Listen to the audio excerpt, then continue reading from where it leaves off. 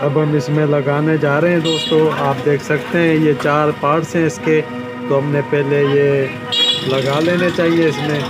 ये चेक कर सकते हैं, ये कुंडी यहाँ से हमने इसमें लगा लेनी है, और ये इसका पिन है जो दोस्तों वो हमने यहाँ से लगा लेना है इसमें। और ये ब्रैकेट है, इसमें लिंक लगता है, ये हमने यहाँ से नीचे वाले हिस्से में लगा लेना है। ये चेक कर सकते हैं आप दोस्तों। तो अब हमने ये इसका ऊपर वाला जो होल है, ये किल्ली है, ये हमने इसमें लगा लेनी है इसे। जी दोस्तों, तो ये देख सकते हैं, ये हमने इसकी जो किल्ली है ये हमने इसमें लगा ली है। अभी ये इसका ब्रैकेट है, इस पर लिंक लगती है, और इसमें ये कट दिया हुआ है दोस्तों। तो हमने ये कट उस तरफ कर लेना है जिस तरफ इसके एम गोला में नट है। तो हमने ये लगा लेना है दोस्तों ब्रैकेट इसका। यहाँ से ऐसे लगता है दोस्तों, ये चेक